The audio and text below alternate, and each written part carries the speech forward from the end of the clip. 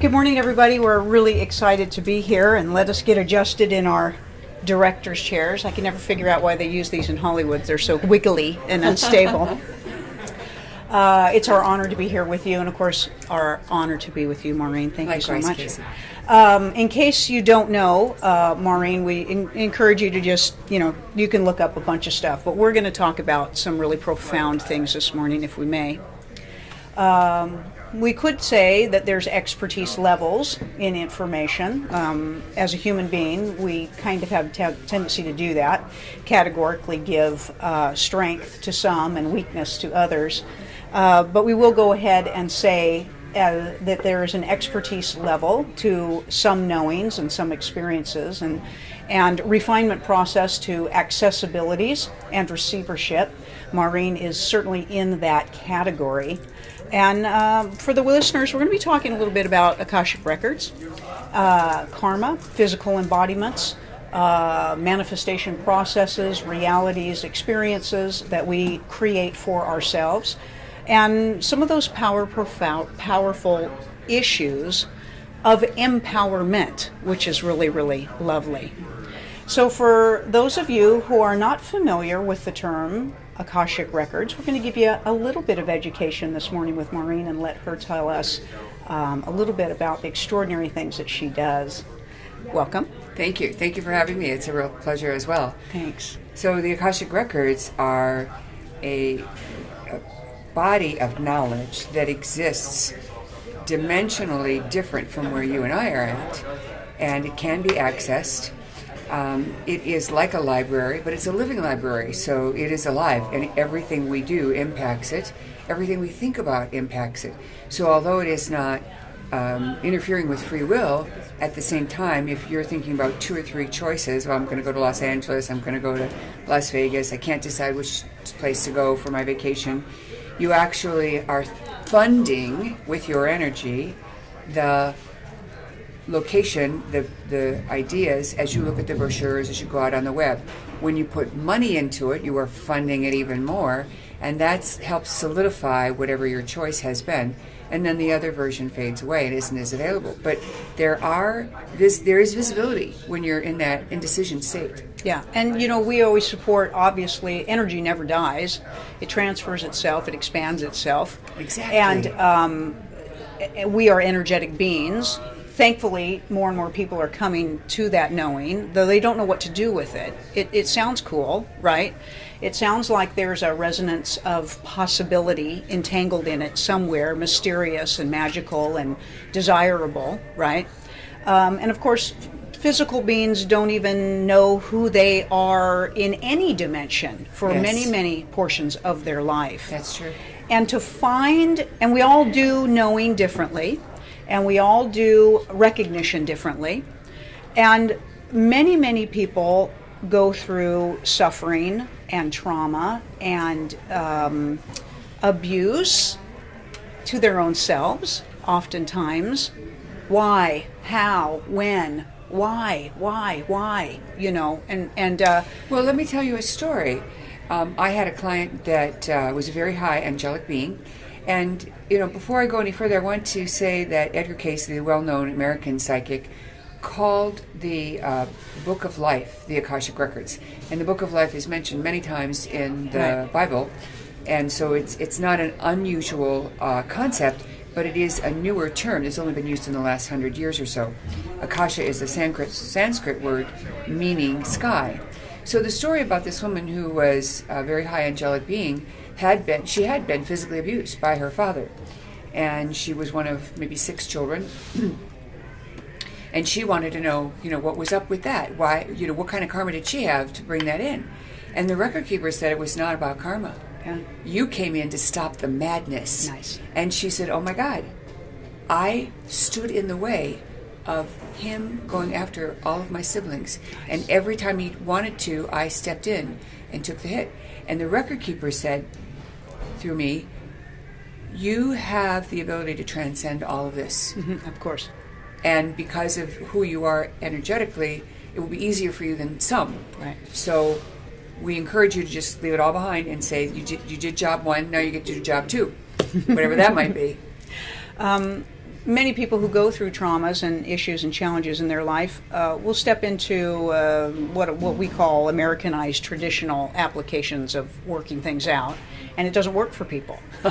And so we always say, or Julius, who I channel, commonly says, when you finally had your guts full of things not working, you'll go within and access your own empowerment and may be surprised at how extraordinary things develop for you.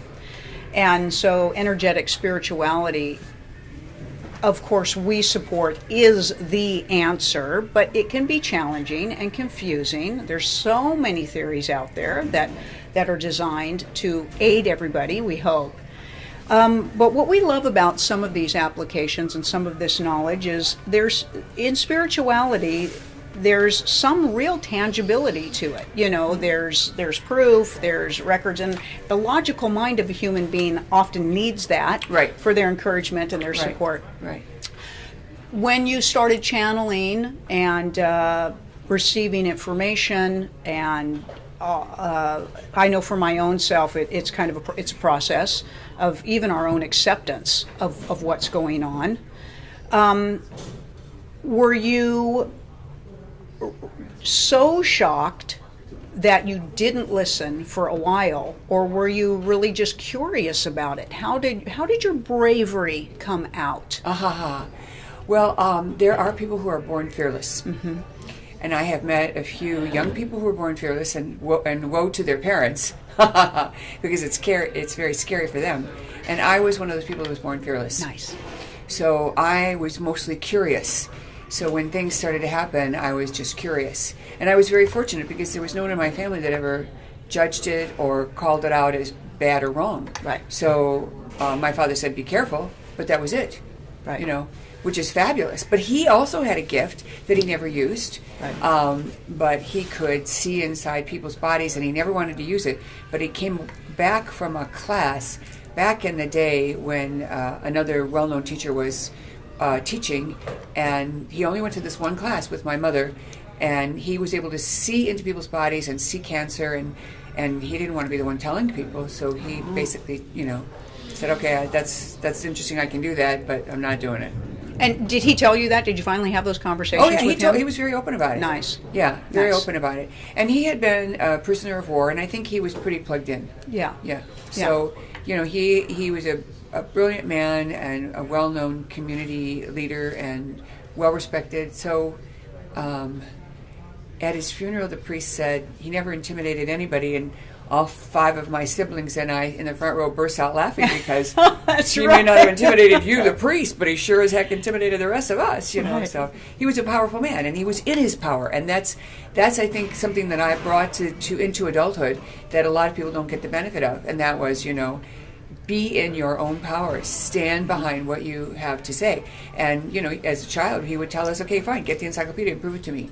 And, that would be very empowering, right? That's right. So, when you started getting this included in all sorts of information that you were receiving in your channeling talents and things like that, had you heard of Akashic records your own self? Oh, okay. Well, I have always been like plugged into spirit, so I've always known.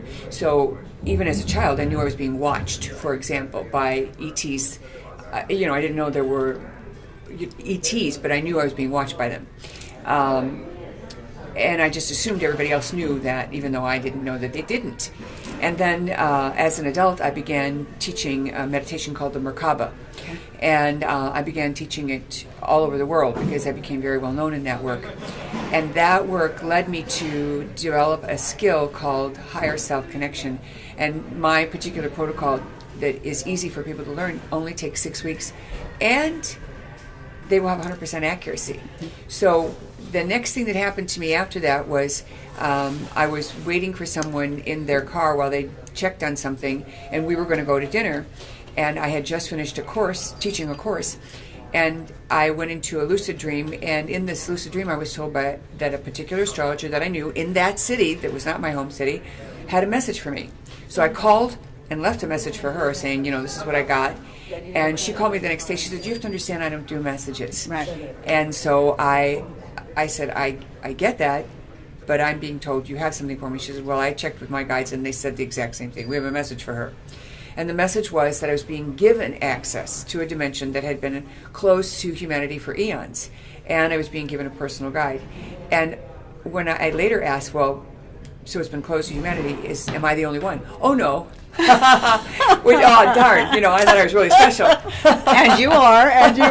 Yeah. It's kind of fun and funny. But then I was told, but you will be a way shower of many. Mm-hmm. And so part of that, I then turned around and said, how come I had to hear this from an outsider? How come you guys didn't tell me within? Right. And they said, because you are very opposed to aggrandizement. And there are so many teachers who are self-puffed up that I did not want to be the one to announce to the world, oh yes, I've had communication with God. And so for me, it was a way to get a validation that it really was so from outside that I would accept, because they wanted me to actively know it. Sure. And I would have that's the part I would have doubted. Right. Who am I? Who am I to do this? Right. And the same thing happened when I was taught how to work with the weather and other things. I would say, well, who am I to be able to do this? Right. And I was always laughed at, and they would say, who are you not to? Right. Right. So yeah, and that's the altered ego application of the human experience that we strive feverishly to dissolve. Right. The power of it, over us. Obvious questions of, so what was next for you? How did you take this information, tangibly apply it, and shift every aspect of your life from it? I will say it was a wait and see. Mm-hmm. And things shifted and were moved through me. And I resisted a little bit, not because of fear that it wasn't true or real, but this stepping out business, making myself out there and presenting some new information. But the shock to me was when I began giving private sessions initially in the Akashic Records. I was astounded, because I'm feeling like I'm making it up as it comes through my consciousness, because my personality is pushed back, and we teach people how to do this, and then the information flows through your mouth, and it's not really running through your consciousness. I'm sure you have the same experience. I do know that, yes. So a lot of times you don't even remember. Yeah, it's the trans-channeling effect. Right. So, but I felt like I was making it up. But regularly people would say, how could you possibly know that? And I would laugh and say, gosh, I don't know it, but it just came through the records. Yeah. That's nice. Yeah. That's nice.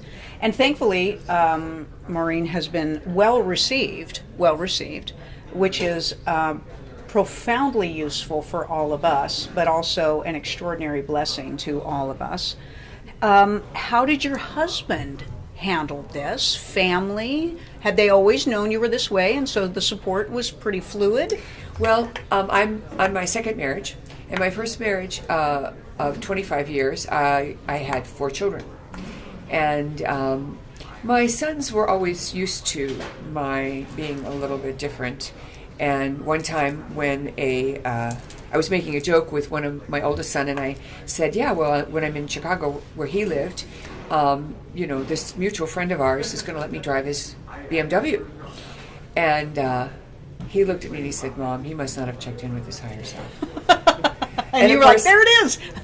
And so even though at that moment he wasn't using that gift, he does use that gift now and talks to me regularly. But it was quite funny, and I did what you did. I laughed out loud. I thought it was hilarious.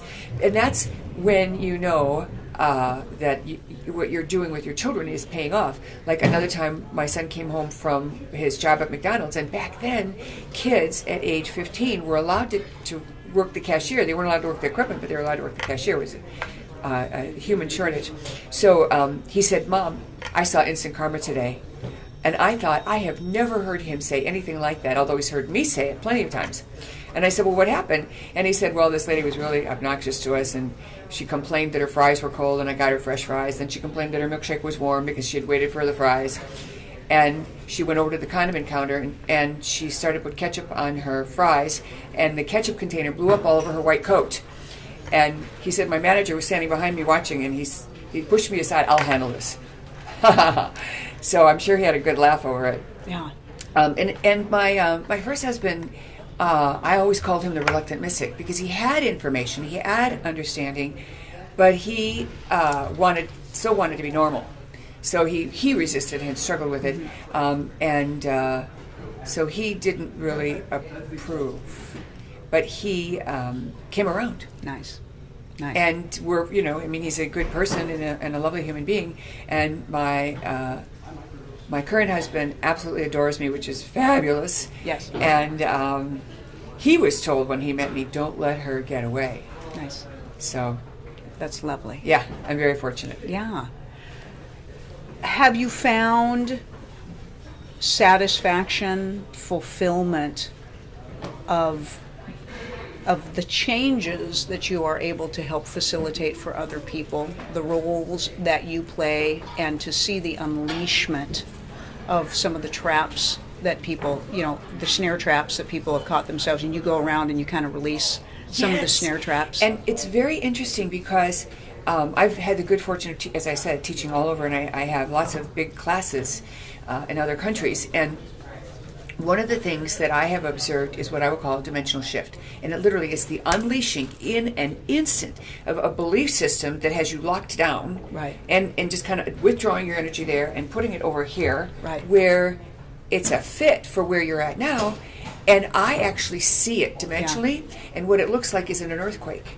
And I believe many people are observing these earthquakes, and they're seeing the room sway and rock. Yes. And if it were water instead of air, we all would be doing this, Right. And so I've had the pleasure of explaining this to people, and they're all going, "Oh, that's what happened." Right. So well defined. Yeah. Unfortunately, we're running a little bit short today, but certainly not energetically. Maureen, you are absolutely magnificent. We are honored, so honored and blessed, and that is the truth. Tell everybody how to find you, your books. There's so much for you to dive into with Maureen in just this brief moment. We can only provide a certain amount of information. Please tell everybody how to get you. I'm available at MaureenStGermain.com, MaureenStGermain.com. You can Google me. It'll bring up my website. I have lots and lots of guided meditations, one of the things I really specialize in. And I also have a blog that you can sign up for, and then you get a free meditation every month. In addition, we have lots of books. I have a current book called Waking Up in 5D, which is full of lots of information and explanations on what's really going on in the reality, and kind of putting it in terms that you and I can accept. I have a new book coming out on the Akashic records. That'll be out in April. Nice. Of 2019. And then I'm also doing other events throughout the U.S. So if you're in a different city than Los Angeles or wherever you guys are located, then you can perhaps get to another event like that. It is a deep pleasure to get to know you and to work with you, and I look forward to meeting you in person. All right. Thank you so much. We want to thank all of you for being with us today and always as we send you off on your possibilities. We also want to remind everybody that Maureen is going to be with us in April in Los Angeles at the 5D event, which appropriately suits all of you. Excuse me, also in March here in Los Angeles. Vegas. And I just said Vegas in April, right? Vegas in April. Getting all the dates. And of course you're here. We're at the LA Conscious Expo. Life Expo. Right, for the rest of the day. And so Sedona. eagerly get dressed and come on over. They can get all that information off your website, That's right. of course. It's all there. Okay. We hope you have an expansive Sunday, an expansive life, and you share your expansiveness with everyone along the way so that you may inspire the expansion of them from within. Thanks again for joining us, and have a great day. Thank you so much. It's been a real pleasure.